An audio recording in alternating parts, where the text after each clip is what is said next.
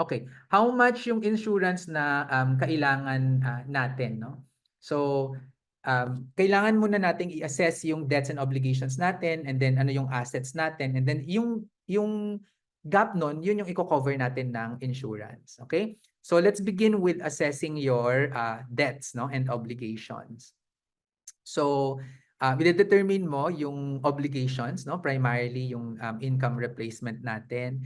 Then i-assess natin yung debt situation mo, no? So, yung unang primary na kailangan mo dun sa debt obligation, yung income replacement to maintain the living standards of your dependents. Okay? So, kunwari, si Cillian, kumikita siya ng 50,000 pesos per month, no? Yung wife niya nag-earn ng 10,000 part-time, no? Pag namatay siya dahil may SSS si Cillian, may survivor pension na makukuha, 7,500.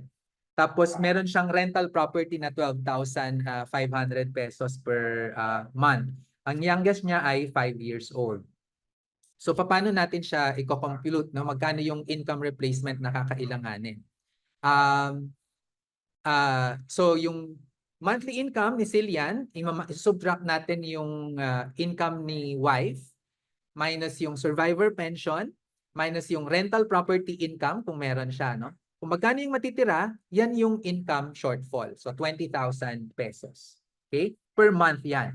So i-multiply natin by 12, ang annual income shortfall ay 240,000 pesos. Okay?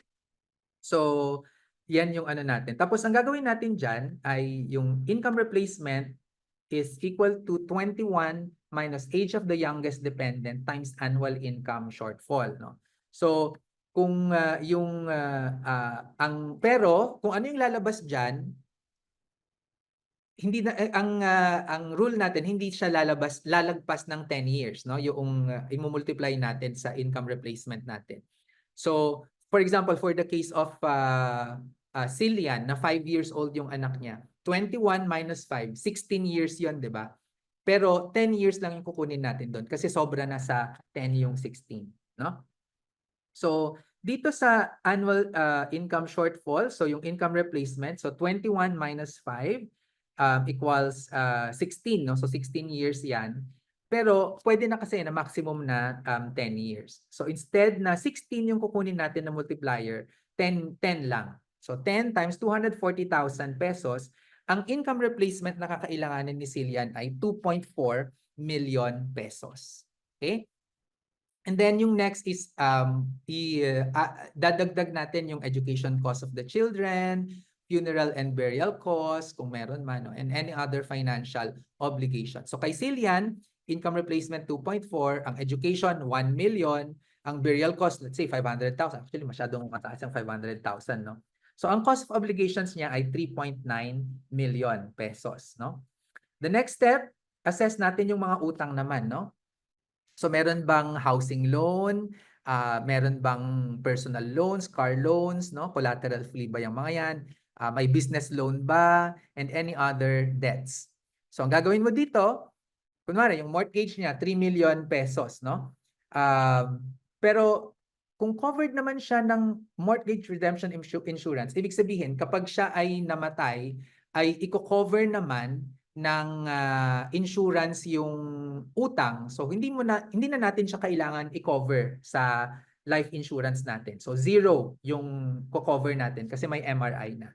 Personal loan, kung ito ba ay clean, wala namang collateral na foreclose, hindi na rin natin kailangan yan idagdag doon sa ano natin, no, sa ipapa-cover natin sa insurance.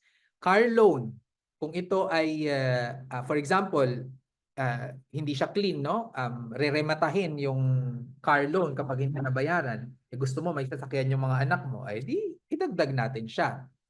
Credit card, no? Clean usually ang credit cards kaya hindi natin siya dinadagdag.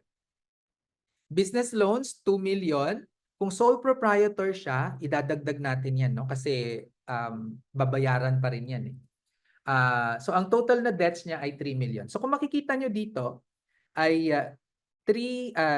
itong part na to, lahat yan yung utang ni Cillian. Pero titignan lang natin, alin ba dyan yung maipapasa sa estate niya kapag siya ay namatay. No? Ibig sabihin, mahahabol dun sa mga maiiwan niya. No? So, etong portion na to, dahil pwedeng mahabol dun sa mga dependents niya, i-cover natin yan ngayon ng insurance. Para pag namatay ka, yung insurance ang magko-cover niyan, hindi yung assets o yung mga dependents mo. Okay? So, to put this, no, yung obligations natin and debts natin ay 3 million. So 6.9 million lahat, no, yung kay Cillian. Ngayon, isusubtract natin yung existing assets natin, no, from the obligations and debts. So i-assess naman natin 'yun. Kaya importante yung SALN, 'di ba, na pinagawa ko kanina. So isusubtract natin yung existing assets natin. These are items that could help the dependents cope with the financial loss, no? So liquid assets yung best dyan. So kay Cillian, yung savings MP2 niya, may MP2 siya na 500,000, i-include natin yan. Yung business assets niya, 3 million yung worth, pero 2 million lang ilagay natin kasi baka pag binenta natin yung business assets ay hindi natin ma-liquidate lahat, no? So hindi natin makuha. Land, meron din siyang land na 1 million pesos na pwedeng ibenta kapag napambayad, no, sa mga utang or mga responsibilities. So pag binenta natin yan, kunin lang natin yung 500,000 para conservative tayo. So 500,000. Memorial plan, ang binayad niya 50,000 pero ang value na makukuha niya ay 250,000. So ang total assets niya ay, na i-include natin sa ating analysis ay 5,250,000. So ang gagawin mo na ngayon, i-cover natin yung gap. So yung ating assets na yan, 5,250,000, isusubtract natin dun sa obligations, no, na kailangan nating bayaran at saka yung debt. So 6.9 million yun kanina. So 6.9 minus 5.2, 1,650,000 yung kailangan ni Cillian, no, na insurance. So yan lang dapat yung kukunin niya na insurance, 1,650,000. Okay? At ang tanong, magkano naman yung life insurance premium na yan kapag binayaran natin, ano? Magkano yung insurance premium niya? So, i-follow lang natin yung aking budgeting rule, no, which is the 5-15-20-60 budgeting rule. So dito, yung 5% niyan, maximum of our income should be spent on insurance. Okay? So lower insurance premium, mas maganda. So sa 1 million pesos, ito yun, no, by age. So for example, si Cillian ay nasa 31 to 40 years old siya. Ilang taon ka na ba, JR? 36, sir. 36? Opo. 36. So nandito ka ngayon, no? 5,900 to 8,900 pesos per 1 million per year. So sa kaso ni Cillian, kung 31 to 40 years old siya, no, ilagay natin dun sa 1.65 million. Oh, ito lang siya.